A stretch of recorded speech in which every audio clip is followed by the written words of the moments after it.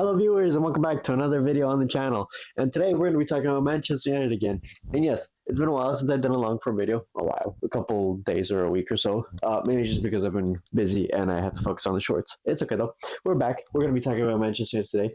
This is the day before the all-important at-home Lyon game. So we are going to talk about that game and my predictions for that game and what I hope will happen during that game, right? And a little bit later in the video. But Manchester United has also been linked to quite a few strikers recently. Of note, a certain Dusan Vlahovic at Juventus and a Patrick Schick who plays in the Bundesliga.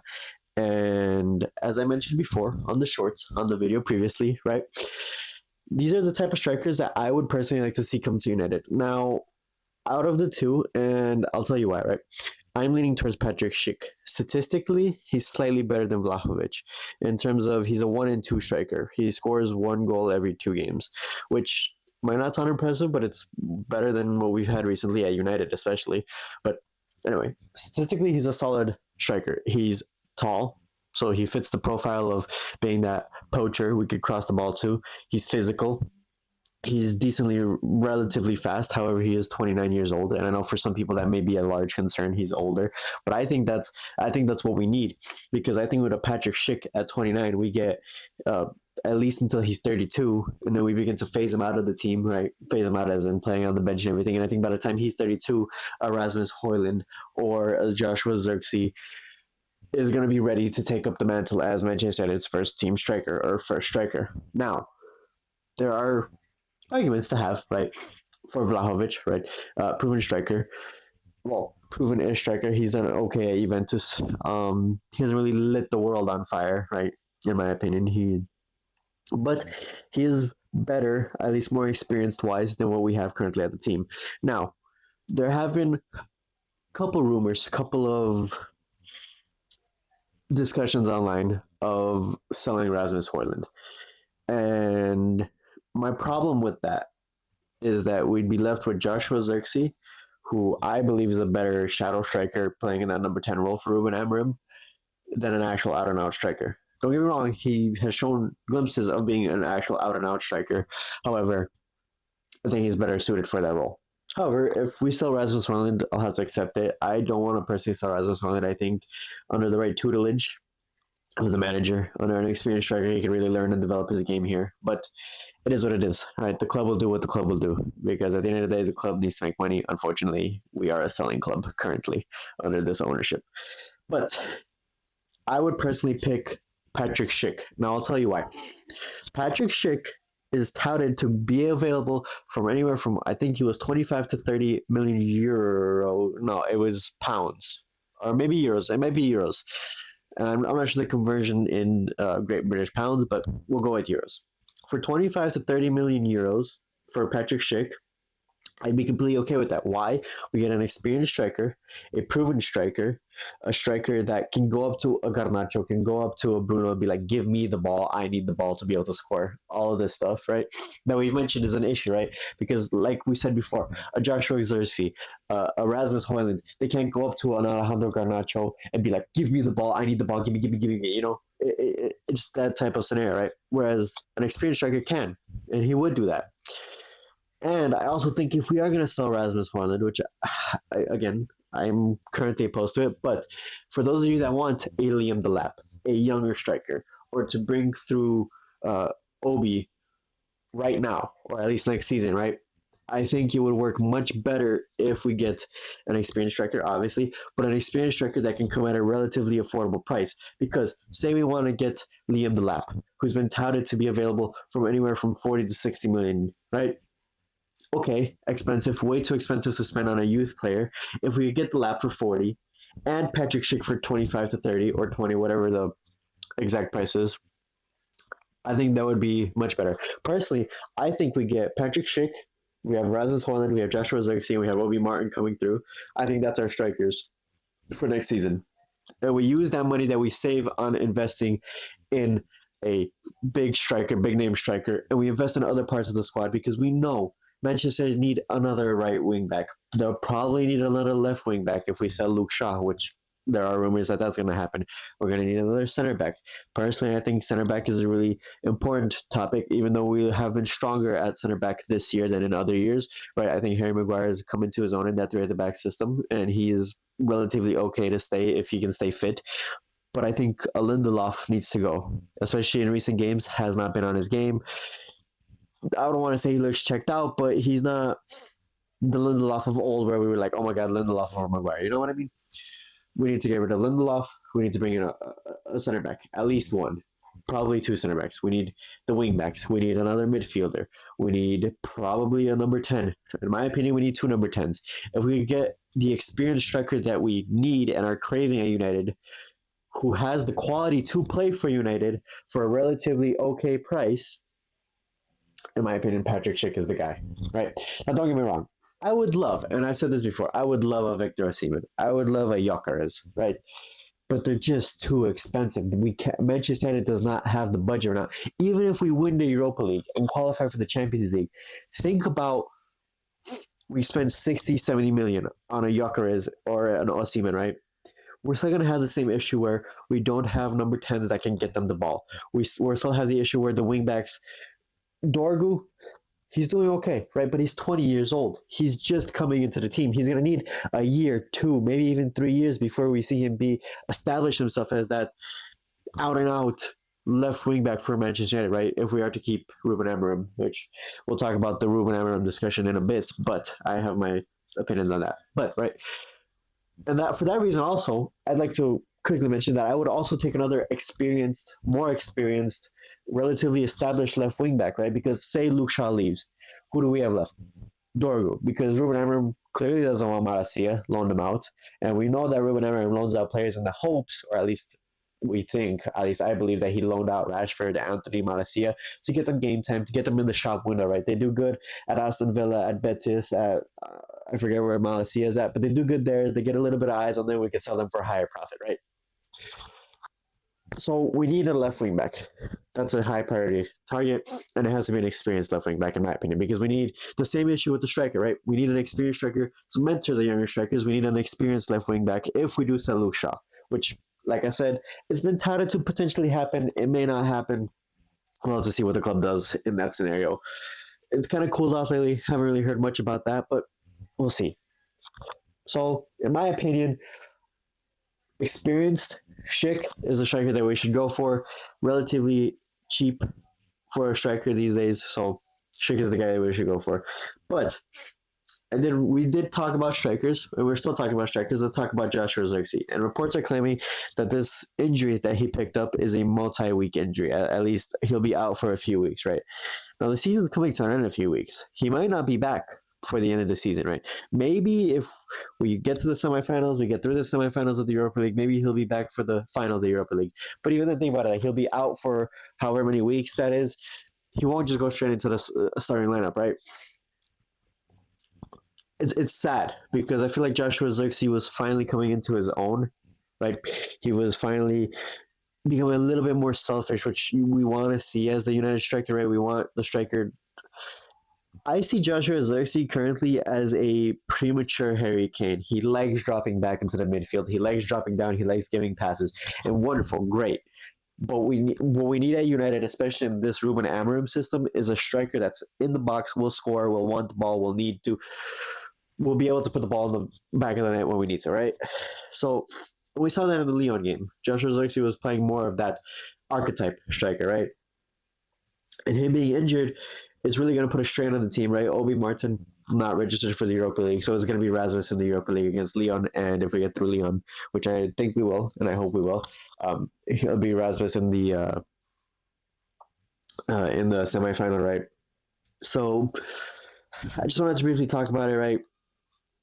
It's a miss. We'll miss Joshua Zirkzee, but at the same time, this isn't right. A young player. It's a muscle. It's a muscle injury, and I don't think we should be rushing him back, right? Because especially if you've done your hamstring in, for those of you that have played the game, or for those of you that have done any like medical school or understand the body or whatever, right? Muscle injuries, especially when you're young, can really have a long-term effect on you, and especially the hamstring, right? It's one of those injuries that can be very reoccurring. It could come back at any moment, right? So sad that we lost Joshua Xerxes, but I don't think this is the season where we need to rush him back, right? It kind of is what it is at this point.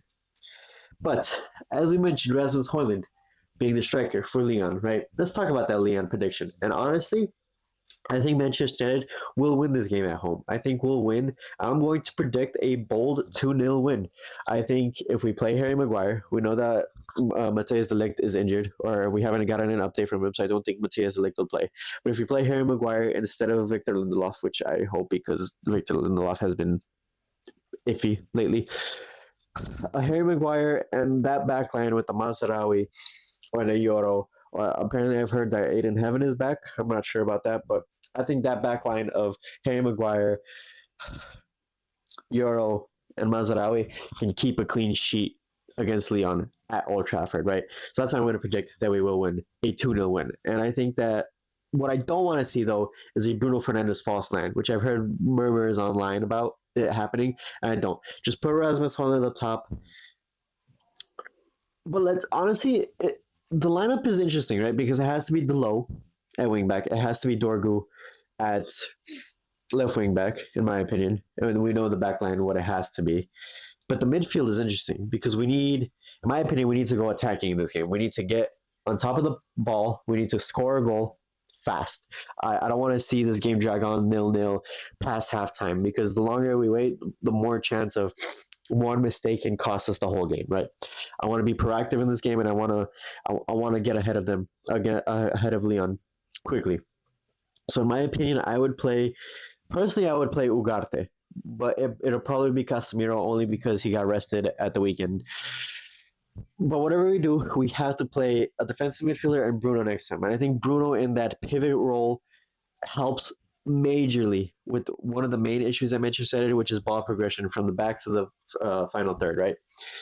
And I think Bruno there can be good. And I think we need to see a Mason Mount in the number 10 role, and it'll probably be Garnacho because Xerxes injured. But a Garnacho in the number 10 role as well, right? And I think that team can offer a lot going forward, more than what we would have if we played an Ugarte and Casemiro, right? Personally, I would play Ugarte.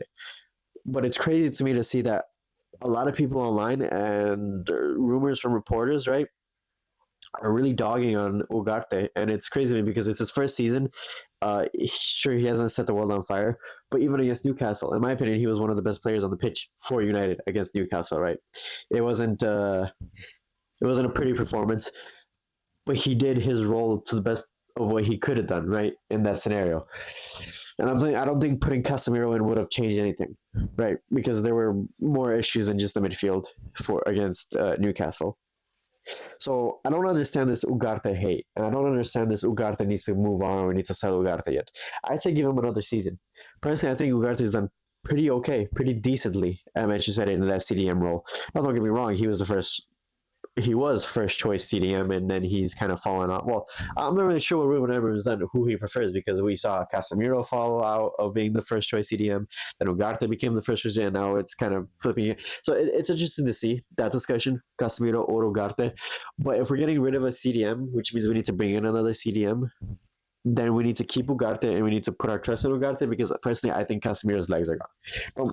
Whatever you want to say, Casemiro, great player, great history in the game, still has the technical ability, in my eyes, to play for Manchester United, but his legs are gone. And that CDM role is so physical. He has to cover so much ground that if you can't do that, then you can't be Manchester United CDM. So Casemiro has to be the one that goes. And Ugarte, in my opinion, has to be the one that stays. Especially being linked to Ederson from Atalanta, right? Another CDM, mobile, young, right? It has to be Casemiro out, Ugarte stays. And in my opinion, that's why I would play Ugarte in the Lyon game, right? And like I said, the Lyon game, we need to win, in my opinion. It has to be a win, and I still think we'll win, and I think we'll go on to win the Europa League. That brings us to a discussion where if we win the Europa League, I personally am not getting too excited. And I know what's going to happen, right, if Manchester United win the Europa League. We win the Europa League, and then fans, reporters, everybody's going to start going, oh my God, look, United's back, we're in the Champions League, blah, blah, blah, blah. And we're not. We are not. Next season will be a difficult season because I don't think the club has the funds to buy all the players that Ruben Amorim needs. There's rumors of Ruben Amorim out already from reporters, which we'll talk about in a little bit. Plus, the Champions League much, much, much more difficult than the Europa League, right? Do I think we can win the Champions League currently with this squad? No, absolutely not. It's hard for me to say that, but if we were to go against even a Real Madrid who are off of their game, right? If we were to against a PSG would probably ruin us, sadly. And next season will be a difficult season, especially if you don't get the signings that we need in. So I'm knowledgeable to the fact that I want to win the Europa League. I want to be in the Champions League, and I want Manchester United to compete in as many competitions as we can next season. But I'm not. I'm not going to be blinded by the fact that, oh my God, we've qualified for the Champions League. Everything's going to be great. We're back. We're coming back. Look at all this funds coming into the club, right? I'll be happy on a financial side, right? We qualify for the Champions League. We have more funds to spend on transfers, hopefully, because I'm not sure. I don't really trust this ownership because it's still a Glazer ownership, and I absolutely hate Glazer ownership, right? I don't know. I hope that they invest most of the funds back into the club, into the team, but I'm not going to look at Ruben Amorim next season and expect him to win the Champions League and get us fighting for a title. Sadly, we're not there. It's very sad. The club's been deteriorated. The playing squad's been deteriorated. We still have players from the Van Gaal era, from Ruben Amorim still having to play a lot of Ten Hag players, which even when Ten Hag, we complain about them not being smart enough to play the system. And now they're playing an even more complicated system, and we expect them to just adapt that quickly. And it's I want to win the Europa League. And I know a lot of fans want to win the Europa League. And I really do think we will win the Europa League. But I want to have this as like a public service announcement, right? Don't expect crazy progression next season, right? We'll be in the Champions League, which is a harder competition. And honestly, I don't think next season we'll be in the state where we'll be in Europe. If we qualify for the Champions League, I don't think we'll be in Europe at this point in the season next year. I think we'll compete and we'll get out of the group or the group league, however you want to call it. I'm going to call it the group league anyway, phase. But don't expect too much yet. Obviously want it. Everybody wants that. If you're a United fan, you want United to do good and compete and be at the top of world football, right? But the state at which we're in, we're at least 5 to 6 players from even being in the conversation for winning a Champions League and a title, right? And a league title. We're at least, in my opinion, we're at least another 8 players away from challenging for the Premier League title and consistently challenging for the Champions League and qualifying for the Champions League, right? So whilst it is exciting to be in the Europa League quarterfinal and semifinal, and I do believe we won it, take it with a pinch of salt. We'll get excited. I'll be super excited and happy when we win it, but it'll be bittersweet because I know that next season we'll still be further away from our goal than what we really think we are, right? But I guess to wrap up my Lyon prediction, I do predict that Manchester will win 2-0 against Lyon tomorrow. I think we will get to the semifinals. I think the team that I described earlier, the Mazraoui, Maguire, and Euro backline is enough to keep a clean sheet, in my opinion, if we don't have a howler for Onana, which I think Onana will start. I don't think Bayender convinced Ruben Amorim to start him in that game against Newcastle, but I don't think he did enough. I would personally start Onana because he has experience in big games, right? We think back to that Champions League final against Manchester City a few years ago. I would personally start Onana. It's the unpopular opinion, I think, but I don't really have hope for either of the 2 goalies at United, right? I don't think Bayender's good enough, and I definitely don't think Onana's good enough. And I think that midfield with a Bruno and an Ugarte or Casemiro offers us more than a super defensive midfield. I do think we'll win, and I do think Manchester City will progress. But God forbid we don't progress. It only strengthens the rumors online that Ruben Amorim out already, which let me be perfectly clear right now. If you are Ruben Amorim out, after only 3 months of him being in the club and having basically nothing in January for a transfer window, you're not a United fan. You're not a United fan because you don't want to see United succeed. You want to just be agenda. You want to be manager out, player out, this out. How can you be Ruben Amorim out when you knew as somebody that wanted Ruben Amorim coming in, I knew it would be hard for him to succeed at United, but I'm okay with giving him time because I think he has the style of play, the system, the ideas to make us a great club again. But I know that it won't happen this season. It won't happen next season. Like I said in my previous video, Ruben Amorim is not the manager that we should be looking to get rid of, despite results. In my opinion, it's another season and a half. It's another 2 seasons before, okay, we have a poor season. Now we can talk about Ruben Amorim out, right? But the style of play is complicated. His system is complicated. These players, we know their football IQ is not high enough. It didn't even work under Ten Hag, and Ten Hag played a standard 4-3-3 or sometimes 4-2-3-1, depending on how you wanted to look at his team setup. But whatever. Ruben Amorim out is a disgrace already, and it's coming more so from established journalists, right? Which I don't really put any value on them because I don't think they actually, one, support the club. I think they do it for mainly just financial gain. But two, I don't think they know what they're talking about, in my opinion. Right? How can you claim to be Ruben Amorim out when he hasn't had a transfer window? And don't get me started, he had Dorgu in January, right? The club did not support him at all. How? It's ludicrous to me. It's dumb. And for that reason, I don't think most fans at least, are going to be Ruben Amorim out. And I'm happy to see that, right? But like we've talked about previously, Ruben Amorim knows he doesn't have time. You don't really get time at United. It is what it is. But in my opinion, and I'm going to stick to my guns and clip it up, post it wherever you want it, right? Ruben Amorim, 2 seasons before we even have the discussion of Ruben Amorim out, despite results. He needs 2 seasons, at least 2 summer transfer windows, because I genuinely don't think United will do anything in January, even under Ineos ownership, Glazer ownership. I don't think they'll do anything. 2 seasons of Ruben Amorim, despite results, and then we can have the discussion of Ruben Amorim in or out. Because he needs players. He needs players and he needs time to implement his system. It's such a complicated system compared to what these players are used to, even when they go out to international play, that there's no point. And if we're going to do this again where, we get Ruben Amorim out, then who's next? Who's next? And then will he have time? Will the next guy have time? Will a Nagelsmann have time? Will a Pochettino have time? Will a Xavi have time, right? And realistically, those managers will still need players. It'll still be the same issue where we're putting round pegs in square holes.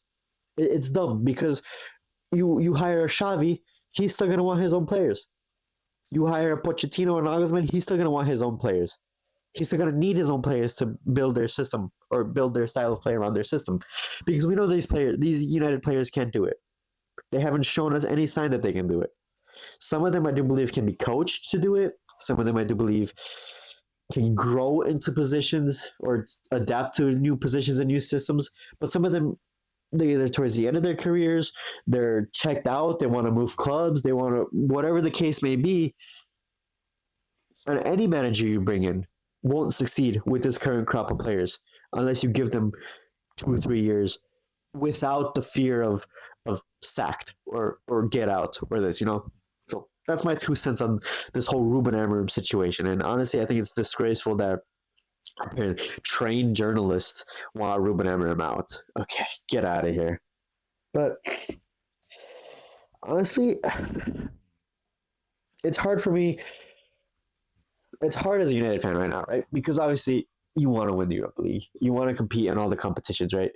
But as a realistic fan, it's going to be a long road back. And like I said previously in this video, right? I in my opinion, we're at least 8 players away from consistently challenging for a league title and consistently fighting for European competition Champions League wins, right? I think we're 2 goalies away because I think we need to replace both Bayender and Onana. I think we need to sign a center back. I think we need to sign both a right wing back and a left wing back. I think we need another midfielder, a CDM. Honestly, I think we need 2 midfielders because I think we need a ball progressor, right? unless Kobe Mainu stays and he becomes the ball progressive midfielder. I honestly think we need two cams, and I think we need an experienced striker. But if we want to get rid of a striker, then we're going to need two strikers. So realistically, I think many United fans will know that is a long road back, but I am excited to see what Ruben Amorim can do with the team. I am excited for tomorrow, and as a United fan, you should be excited for tomorrow because it's a quarterfinal. It's European competition, despite it being not the typical European competition that we'd like to be in, right? But it is still a European night. I really hope that next year when we're doing these videos, maybe when we're doing live streams, right, we'll be live on, or we'll be posting on a Monday night, getting ready for a Tuesday game, or live or live watching a Tuesday or Wednesday game instead of a Thursday game, right? So that's pretty much all I wanted to leave you guys with. Let me know down in the comments. Do you guys agree with my take on Ruben Amorim, right? That's the one that I really want to judge the community's, I guess, feelings towards Ruben Amorim. Are you already Ruben Amorim out? And if you are Ruben Amorim out already, tell us why. And who would you want to come into United, right? And would they work, or why would they work? Also, I really want to know, would you be happy with the Patrick Schick at 29 years old coming in? Or are you just really focused on getting the Gyökeres if we even can compete for a Gyökeres or an Osimhen? Or are you a Vlahovic in guy or girl? Let me know down in the comments. Let's talk about it. I'll see you guys for the next video. Peace.